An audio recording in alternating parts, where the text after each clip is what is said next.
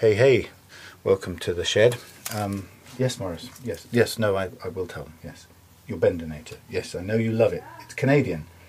It's worth every dollar you sent. Yes, Maurice wanted to tell you about the Bendernator. What do you think? I mean, are you just amazed by it? Yes, you want to work it. You're so keen to get going. Maurice wants me to tell you about this fabulous tool, all the way from Canada. It's called the Bendernator. All jokes from in between us, off to one side. What we have here, let's get some shiny light on it. Ow! What we have here is this superb stainless steel and brass affair with a wibbly knob on top, which kind of presses down the thing on me jiggly. I'm just all over the place with this now, and it bends your fret wire in to some sort of radius.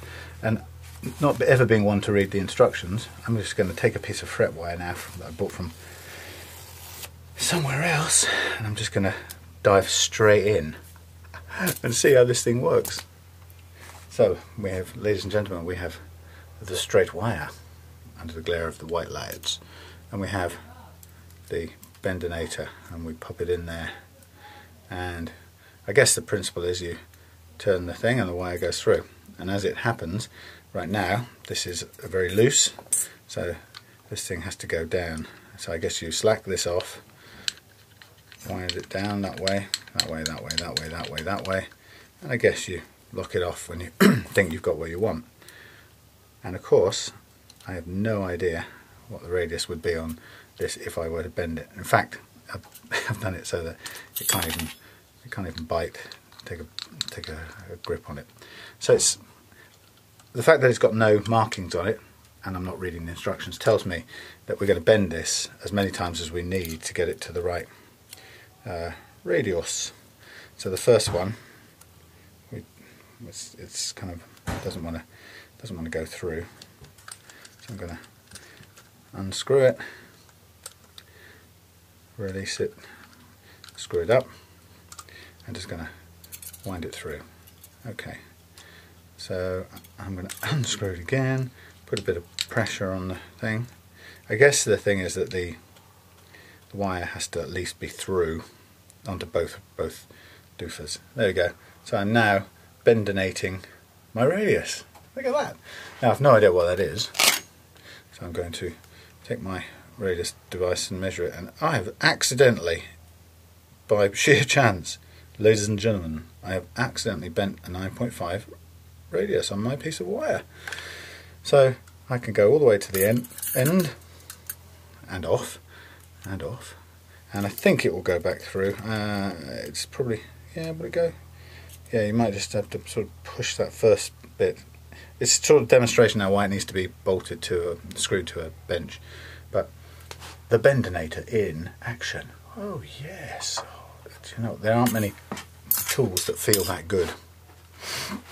A question for me when I unplug this is, I just unplugged the wrong thing, maybe.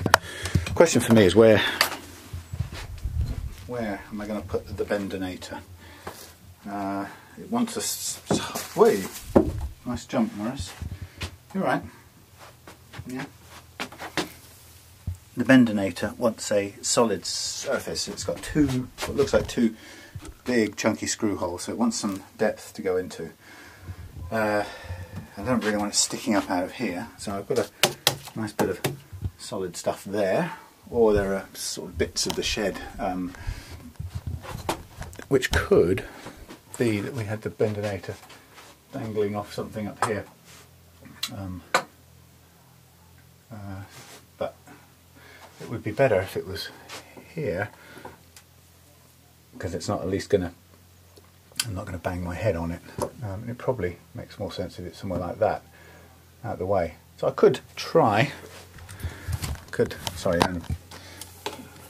my studio lighting is all akimbo.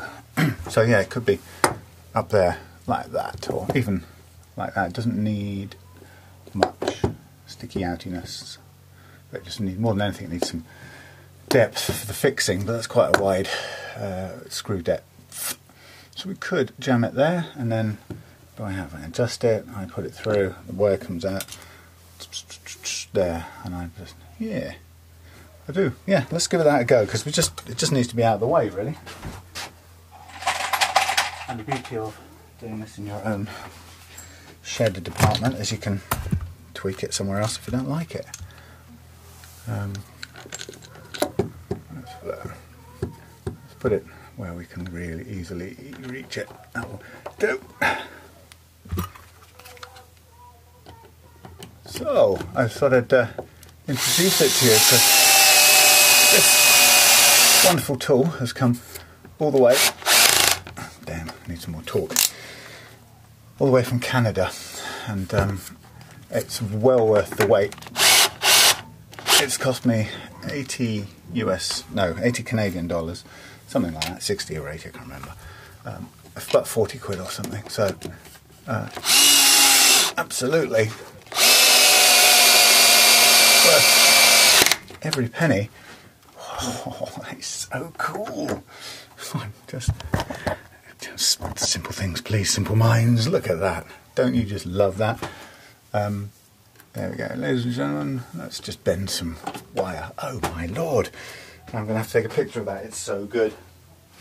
Yes, so a really necessary tool, any which way you cut or slice it.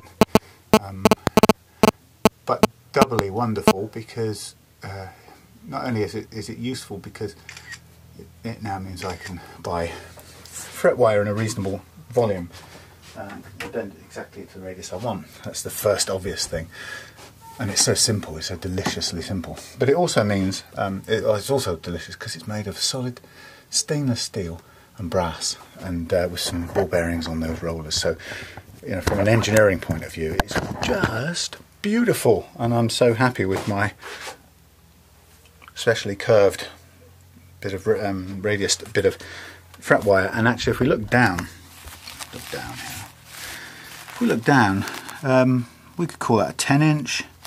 I mean, it's sort of very close to 9.5, as near as damn it, to be honest. You can hardly spot the difference.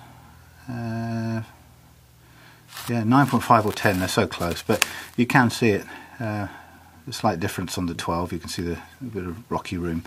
But there you go, beautiful. 9.5 or 10-inch radius, pre-bent with my own bare hands. Now what the hell am I going to refret? Oh yes, I've got a Squire Japanese guitar to do, and I'm not going to bend anymore because I need to measure the actual radius. But of course, what's good about this is if I need to adjust that, I just slack off the doofer and wind it up a bit more or down a bit more, re-doofer it, and now I just put the same bit of fret wire through and give it a bit of a helping hand through that first thing, which it doesn't want to go because I've over doofered it. Which is interesting, it goes the opposite way you'd expect. Come on, through you go. There you go. So this is just for show really, I've now put a ridiculous radius on this thing, but you can see how simple and how quick you can do it and how reliable that is. So even if I wasted a piece of fret wire, which I haven't by the way because I can reuse this, but you can see how quickly you can redo it, and that is well, you can see that's probably about a 4 radius. So wonderful tool. I am so happy. Little things please little minds, and that's nicely wedged out of trouble where you'd want it. Nothing's going to bang its head on that, it's just perfectly dangling. So happiness, ladies and gentlemen, equals quality tools. And I've got a whole set coming from StewMac in the US as well, which is going to make me happy too. So that's enough for now. The Bendernator. I will put a link on this video for where you can get it from, but you can search online for the Bendernator, and I know it sounds a stupid name, but it's probably one of the best quality, best made tools you will ever buy, and there's no exception. It is absolutely wonderful. The Bendernator, you want it. Brass handled, brass knobbed Bendernator. Ball bearings spinning, look at that. Enough.